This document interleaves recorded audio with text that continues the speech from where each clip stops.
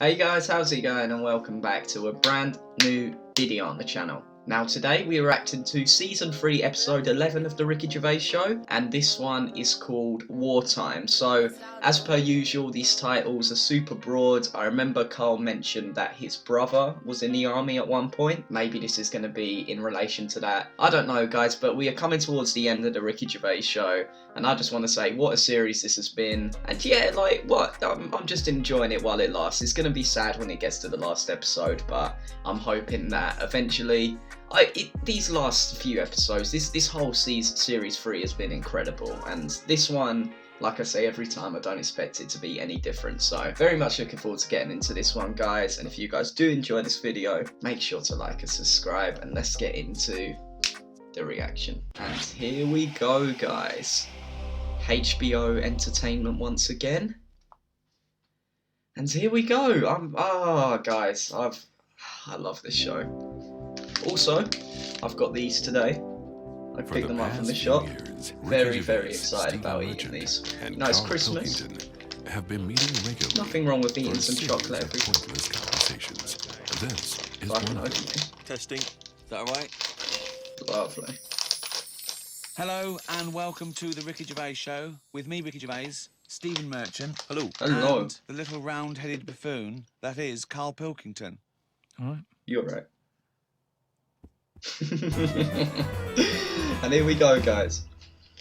Well, Carl, you are officially a published author, and a copy will go in the British Library. Well, they have to take every rubbish. I think it'll go in the British Library lavatory. From what I understand, it'll be in there with like a collection of like novelty postcards and maybe a Viz compendium. But, you know. Yeah, so they take everything. Just think of that. But why do they do this? Why do they think they've got to keep everything? Because we're living in a world now where everything is sort of binnable, and you know we use stuff for what it is. Well, I think you could say that. That's fine. That's fine. There was a sort of poetry to it, but I think he stumbled across that. I don't think it was intentional. Yeah, I mean, I still haven't got over him saying foodage. Do you know what I mean, though? That the world's changed, so why is that rule still hanging around when... Well, it's not a rule. I mean, it's not a rule that, you know, the country's going to, you know, live and die by. It's just that it is seen as a repository for knowledge, for information. Yeah. And I don't believe any old Joe can wander in there and get one of these books. I think you have to either be a scholar. I think maybe it's open for a brief window for students, but you know, you couldn't just wander in there and see your own book, Carl. You know, there are some books that they have to turn the page for you Yeah. in gloves, so the amino acids. I hate that. With yours, it won't matter. They just go, it's over there, or they throw it to you. Or they slide it along the floor. Just chuck it across the room. I can't give it to you, Carl, because it's propping up this desk. Yeah, they kick it to you and say, put it in the bog when you're finished with it. It's just that thing of being timed, though. I hate it when people go, "Oh, have you read this?" And then I can't read it properly because you're thinking I'm taking ages here. Do you know what I mean? So I have to scan read it. Yeah. And I go, "Oh, it's good that." And they go, "What do you think?" And I go, "Oh, about what?" So I hate the fact that someone stood there with gloves on, because that isn't normal, relaxing sort of reading, is it? But it's not. You don't go in to read the Doomsday Book, let's say, in order to just have a relaxing read. You're going in there to study There are it. You know, historically. to say they're professors and scholars and scientists and historians. I do get what Carl means, don't though. wander in because it's raining. It would be go, "What's a good read." There's not a man I would have quite a lot of anxiety if I was reading the book with someone Do you have heat? judging the amount of time I take. To see if you can turn the next page. I suppose I shouldn't really feel guilty, because at the end of the day, right, I mean, people always rave about Shakespeare saying, "Oh, yeah, his work was good." But Brilliant. at the same He'll time... probably put that on the book when he brings another one out. He'll put your review on it. Yeah. Oh, that was good. Carl Pilkington. But at the same time, you know, like, some people will have a go. I'm ready for people having a go, like that Wendy did about my little films. You know, their opinion. Yeah, she slammed Carl. No, well, you know, each to their own and that. And, you know, if everyone liked the same thing, I don't know what we'd do. Absolutely. Absolutely. You don't know anything. So all I'm saying is, everybody raves about Shakespeare. When, if you properly looked at what he did, he invented a lot of swearing words, right? Effing and jeffing and that. Now, That was one of his. Well, it's Effing and Jeffing and Effing and Jeffing Part 2. But all I'm saying is, for some reason, when things are brought out years ago, people say they're good even though they're not, is what I mean. Right. When I was watching that documentary about the the real Indiana Jones. Brilliant. They dug out some rocks with drawings on, and they were like, "Oh, don't damage them, don't mark the paint," and it's like, it's rubbish. It was like a stick fella with a yak. And, now, if that was found now, or if a kid showed me that, I'd go, "No, it's not that good." So what I mean is, because stuff's old stuff gets respect. But you're not judging it on its aesthetic merits. You're judging it on its historical True. importance. I don't think that's fair, though, because when that fella drew that, it wasn't old. He did it when he was knocking about. Yeah. No, but you must see the difference between you doing a stick man on a wall. That's with a pretty big cool chalk drawing, near actually. your local, and a cave painting that they date to 10,000 years ago. Yeah, so in 10,000 years' time, when they find my story, will it gain more respect then than it is now? It will. It will. But why is it? Because people will more and more realise what a buffoon you are. The more research we do, the more you expose yourself as an empty, egg-headed moron. That's a friend speaking right there. Really. Yeah. No, He loves you like a brother. I just think you've mentioned him before, Steve. This Peeps fella. Yes. Has he done anything else apart from a diary? Because now I've done a book and a diary. You're one up That on means him, you're mate. better than Peeps, Well, is what you're thinking, well, isn't it? I'm not going to say that until I know. But what else did he do? Well, Pepys wasn't a writer predominantly. I believe he was, like a bureaucrat or something. But he kept a diary which has since become a historical landmark. And what did he say in it? Well, it's again more because it's both well written and it's also an amazing insight social into document a social as well. document. Yeah. Yeah. It's a social document I of mean, that yours is period. a social document, but it sort of revolves around having egg and chips and a cafe tea and a ladybird, which, you know... But that's today's living. That's Well, what his I'm saying. describes true. the Great Fire of London, Yeah. which is what it's most it's But best we haven't remembered had for. one of them. If we had one, I'd write it down. You tell I'm him, only Carl. writing what's You tell happening. him. He was just lucky. He was about in London when that happened. The thing You is, can't if they deny read Carl's your diary is amazing. They'd think, well, nothing happened that year. Not Nothing necessarily. important in the world happened that year. Because your diary doesn't just mention... I mean, OK, yes, it does. It fails to mention any disasters in London because we haven't had any. It doesn't mention any world events. It doesn't mention wars in Iraq, But I don't terrorism. need It doesn't to mention now. anything. But that's all been wrote about anyway. If you're saying there's a museum that's keeping everything, there's loads of other books for that. Who's looking at the fella whose skulls fell off? What? We see. It's interesting, isn't it? Mm. A fella's skull has fell off. What do you mean? His skull has fell off. It's something to do with circulation. Right. But what do you mean his skull fell Well, off? it's in the diary. We But might how look can at a the diary. skull fall off? Because it's surrounded by tissue and it's got a brain. How could just his skull? how can it detach itself from all the stuff surrounding He it? mislaid all his dreams. But all I'm saying is that's not getting a look in. No, because it's not significant or probably true. Carl, you have the same concepts that you worked out and decided that were true at about 10, I think. I look at life like a Box big of chocolates? book, like a big book. Right, okay, yeah. Right? And sometimes you get halfway through it and you go, even though I've been enjoying it, I've had enough. Give us another book. No. Your metaphor, analogy, whatever you're trying to create there, falls down with "let's have another book." Yeah. No. You can either opt out of life or stick with it till the end. You can't go, be someone else now. You can't do that. I know you think you can. And I think in your world you can, you'd possibly be injected into an old woman's head Yeah. when you've had enough and you come out a little baby. Yeah. At the moment, I remember my that. life, I'm going to live to 74, 75, Okay. right? Right. So yeah, I'm probably on page, what am I on? A book that's got about 200. This is painful, Steve. This is really painful. Carry on. I'm on. I say if my book's got 300 pages in it. Right. A few pictures and that. It's a picture book. That's the great thing about Carl's life. It's a book for children. It's a pop-up book. Oh, come on. Come on. I'm probably on like page about 170. Oh, what? So you're over halfway? He's going to die at 74. He's reading a book with a few pictures in with 300 pages and he's on 170. Go on then. So, right, if the book was too thick, right, and there was loads more pages Let me tell you, left, this book is way too thick. No, it's not. It's It was not. more It's thick, not. Yeah. The book could not be thicker. if there was loads more pages left, I'd go, I can't be bothered reading on. Right. Right. Okay, But let him finish the He must analogy. have known that when he saw the book. You You've don't. got to finish this analogy, Right. otherwise we're going to be here all night. Listen, he must have known how many pages there were when he got the book out of the library. Yeah, but the way they write books, they paint in pictures more at the beginning. You're going, this is good. Okay. And then it gets a bit boring as it goes on, doesn't it?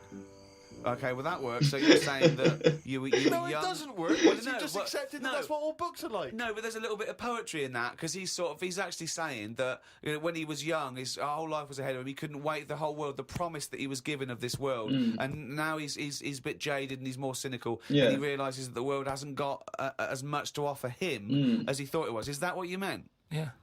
Well, there you go. He could have meant it. Like, there's no way of proving he didn't, but... Actually, Carl, you like sayings, don't you? I've got a list here of some of the sayings and phrases that Shakespeare made up, really. In a pickle was his. Yeah. And we know what in a pickle Yeah, we means. know what it means. It's a saying I'd never use. Because when you're in a pickle, it's not something that you would say. No, if you're captured and you're being tortured for information, Yeah. you wouldn't, and you get access to a phone, you wouldn't go, MI5, I'm in a pickle. You'd be screaming, going, You're taking my teeth. Oh. While you were talking about that, I just was looking on the computer at the Pun of the Day website. Right. There's a couple that you might like. There was a sign on the lawn at a drug rehab centre that said, "Keep off the grass." okay, okay. Now, if the pun is the lowest That's form pretty of good. wit, and let's face it, sarcasm isn't. Sarcasm is up there compared to the pun. Then the drug pun, I think, is one of the lowest of the low. Oh, people who congratulate themselves on getting drug references. Keep off the grass, will you? Grass, get it? Grass. No, you're smoking the grass. Yeah. I think pun should be short for punch him in the mouth. Idioms are better. Go on then. What's an idiom? Is that a new word you made up? No, As No, in I Carl know. Pilkington's a complete idiom. I found out what it was because I thought, oh, I like them. What are they? Right. And it's like little sayings Yeah, that's right. that sum stuff up. Go on, give us an example of your favourite. Oh, can I just say one? Talking about sayings, Carl was getting fed up with something. He was fed up with not getting replies from something. He's having a hard time. And I went, oh, the worm has turned. He went, what? I went, the worm has turned. You've Stupid saying, isn't The it? worm has No, turned. okay, tell him why you think that's a stupid saying. Because how do you know when a worm's turned? For all the creatures that you could flip over and know it's turned, Yeah. why pick a worm? He's It's got a about- point. It's the worst thing they could have picked to express something turning. But you're turning literally. It means changing, doesn't it? Changing your attitude, a new brew. I get what the saying means. I get what the saying I'm means. sick of it. Chameleon. No, but Chameleon is a brilliant thing to use for something to change. Yeah, true. Chuck that in the sentence. Like, how can you tell if a worm has turned? That you can link a worm to human life too. You're talking about something it's blind, isn't it? It's blind, it's deaf, Gay. it's got no features. Why is he having such a go at a worm? Just because it's a weird thing to use. Something that its arse is more, it does more than its head. Could be probably true. Said of you, Carl, to be fair. Oh, chimpanzee's that? He's gone and written it. Here we go, guys. Here we go. It's been a while. Just reading excerpts of Carl's diary. Went home and looked up Freud on the internet. Didn't find him that interesting, so looked at some other philosophers instead. Socrates, Aristotle. Lao Tzu from years ago came up with some good stuff. One, he who knows does not speak. He who speaks does not know. True. Not entirely true. To lead people, walk behind them. Yeah. And of course, the journey of 1,000 miles begins with one step. Yes. Yeah, good that. To lead Maybe people this is why walk people are at behind the start them. line spectating at the Commonwealth I Games. sort of get that. Well, no, it's just that I've never understood why in Olympics and stuff like that, if you're going to watch, don't stand around the start line. Go to the end where you see the winner. Good point. But because of that saying, it actually makes sense. Like it's like, well, every step starts with a step or whatever. Say it again. Every race, you've got to start with a step. Yeah. If you want to stay at the start line, do. What does that mean? I'm just saying, if you're into, I wouldn't watch a race Right. Okay. But all I'm saying is, Right. if I was to watch a race, Yeah. I wouldn't hang about the start line because. Well, you just said you would. What did I? Yeah, you said that's the place to start because every race starts with a step. No, but I wouldn't normally when I was on holiday. Yeah. Suzanne said there's a race going on down the road. Right. Yeah. I'd go, well, let's go, keep going down the road and stand at the finish line. Yeah. Okay, but now what have according you to thought? Lazoo, Yeah. I'd say, well, hang on a minute. Every race starts with a single step. Yeah. How many people around the start line? Is there more room there? She goes, yeah. I'll go, let's go there then. It's less busy. Right. And what would you see there then? I'd see people starting the race, but I wouldn't be that impressed with them because I'd go, well, I don't know if any of these are any good. So would you start at the start or the end then? If it was down to me, I'd just probably stay at the finish line. Yeah. Okay. So you wouldn't want to see the first step then. So what Not do you think of Lazoo now then? I preferred the leading people from behind. Okay. And what would you do to lead someone now then? Well, if you're behind, you don't have to take responsibility, do you? You can go, well, I didn't say anyway, you went. It's not really leading them, is it? Yeah, That's because more I've made deceiving think them. I've gone, they go, oh, I've just walked into a big hole. I'd go, oh, should have been looking where you're going. I haven't led them in that hole, but they've learnt a lesson, they won't go in a hole again. Right. I do get that. I do get that a little bit. I do get that a little bit. I mean, that was incredible. Never mind Aristotle and Socrates. That was incredible, That was incredible, Carl. Oh, Carl. One of the key catchphrases, if you like, from the war, Carl, was, of course, keep the home fires burning. Is that like saying, you're away, but don't worry, when you come home, the house is warm? No. Pretty much. But Sort of. to Yeah. Forget Not where so you're from, literally. Remember. We're here, waiting for you. Yeah. Again, it doesn't say what it means. So there's you know, risking your life, and you're getting a letter from home saying we've got the heating on. Again, working hard, paying the bills, they've got the heating blaring. Put your coat on. Start panicking, we're keeping the home fires burning. What? I didn't know. What do you mean, what fire? When have we had that in? I thought we had central heating. Who's she got in? Who's just told who's moved and changed the heating system? It's all extra hassle. Do you know? Yeah, this is why it's best not hearing from people. Go on. I was Brilliant. in the jungle, wasn't Yeah. I? Right? For this programme. Suzanne. Should explain that Carl wasn't on manoeuvres. We sent Carl around the world for a programme. Well, hang on, though. I want to hear about the fact he was in the jungle and he didn't want to hear anything from home because... No, on a lot of the trips, I had a phone now and again, so I could call Suzanne. When I was in the jungle, I was out of contact for like 5 days. Nothing. Didn't know what was going on where. Right? I get out of the jungle. I call Suzanne up. Everything all right? Yeah. What bills have we got? And then I said, how was it? And she said, it was reassuring. You know, it was all right, and it's reassuring that if you died, it'd be all right. What? That was from Suzanne. What do you mean? Wow. What was Because she sort reassuring? of, it was like I was dead for 5 days. I see. Things weren't that bad. I still got stuff sorted out. It's reassuring. She said but, what? She said... I You called her up after 5 days of being in the jungle, eating grubs and having things try to climb up your knob. Yeah, surviving. I do get what she There's me, means, the but first that's phone call, really... yeah, I put the That's phone not on. nice. I'm going to call Suzanne, let her know I'm all right. Sorry, you could get the phone calls in the jungle, but you didn't want to. What do you mean turn the phone? I thought you meant you were... No, it was off because there's no signal. You got out of the jungle. you got I got out of the jungle, Right. put the phone on, Yeah. thinking, right, I'll call Suzanne, let her know I'm all right. I've been to Ellen back here. Call her up, everything all right. What's it been like? I said, that's the longest we've ever gone, isn't it? I don't think I've ever gone 24 hours without talking to her for 17 years. Suddenly, there's a week when I'm not talking to her. Yeah. She goes, yeah, it started off weird, but it's reassuring that if you were dead, I can handle it. Right, so... Because she said, I sorted everything out still. Okay. I could handle it if you Now, weren't here. I sort of get it now. What offended you most? Well, just The like fact that you did that you want her to be dependent on you, or the fact that you realise you make no difference at all in her life. Well, it's a bit annoying, isn't it? They forget, don't they? The bills weren't as piling up as much as they normally do. That's the only thing they ever get through the door. You know, when there's a postal strike, carry on. I'm not interested. You're only bringing bills to the door anyway. Carry on striking. There wasn't that much post. There wasn't that many bills to sort out. There wasn't problems with the boiler. Right. She's forgetting all this. Yeah. So Right. I'd like to go back in the jungle, just as the boilers sort of Yeah, flames start and see what happens then. and about to go out. Let's see you then. That's what I'd say to any soldiers listening to this before you leave home. Yeah. Just leave everything. Break a few things. Don't pay the bills, and then go. And they'll miss you more. Yeah. Yeah. Well, that's great advice to people overseas. Let me just reiterate that.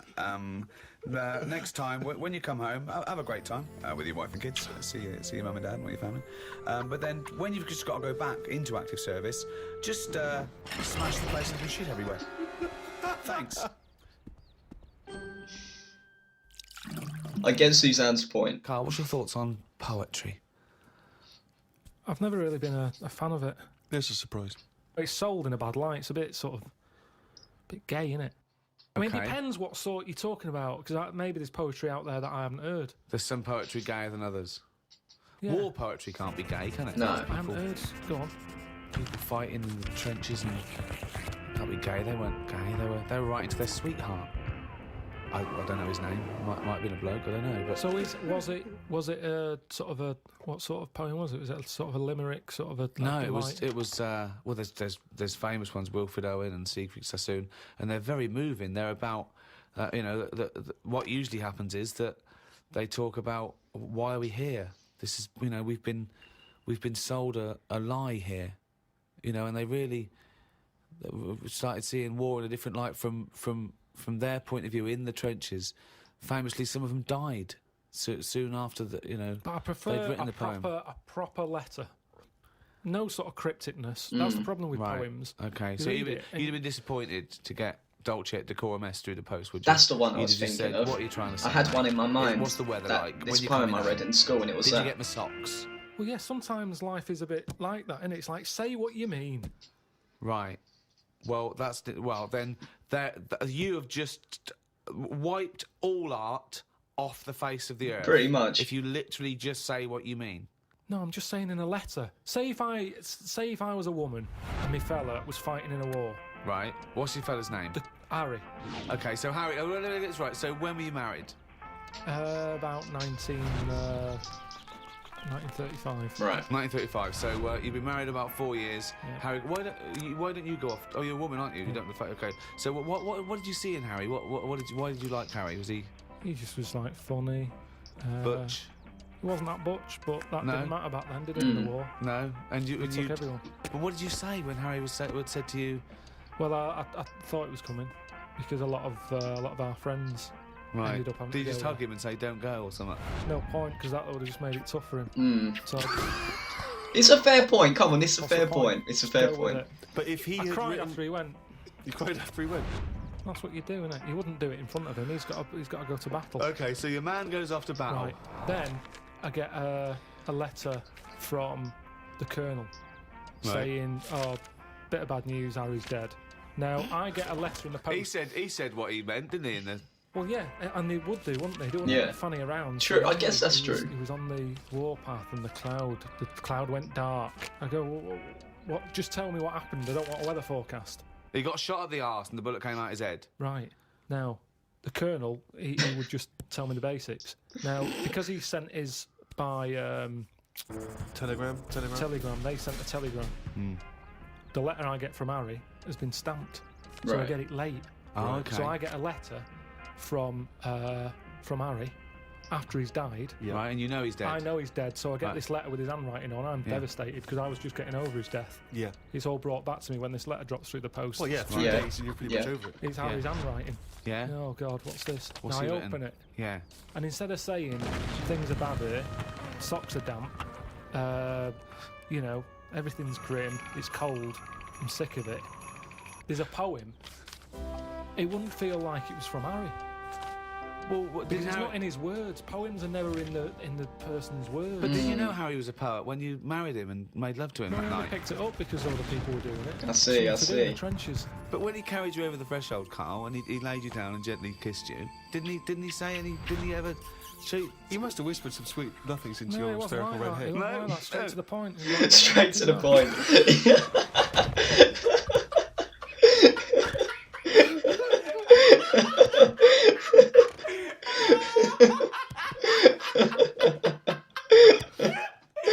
That's one of the weirdest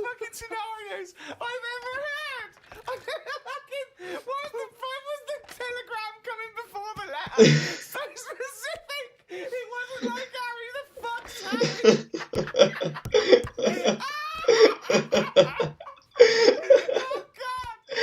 Oh. Oh, guys, how come the endings to all of these episodes are literally so amazing? Oh, yeah. No sweet nothings, no poetry, straight to the point, in and out, job done, bish bash bosh, what more can you ask for? Oh. What can we take from this episode? So when Carl's in the jungle, Suzanne finds it reassuring that Carl would be, if Carl was completely gone for 5 days, she thinks if something did happen to Carl when he died, she would be able to live with it, with him not being there. It's reassuring, I get that. But on Carl's point, she didn't have to deal with some of the stuff he does, so maybe if the boiler was going, it'd be a little bit different. But that would probably make her miss him more. It's swings and roundabouts, guys. Some of those philosophic, I hope that's how you say it, phrases. I get some of them. Like lead from behind, sort of like give someone motivation, right? Every journey starts with a step. I get that too. I would prefer to be at the finish of the race rather than the start. That's just me, and that's all I can take from that, really. And yeah, guys, that's pretty much the episode, and I really did enjoy this one, guys. Carl's Diary was back, which was amazing. And yeah, there's 2 more episodes to come after this. I would imagine they would be as incredible as these past few were. So I'm very much looking forward to getting into that. And I will see you guys for the next video later. Peace.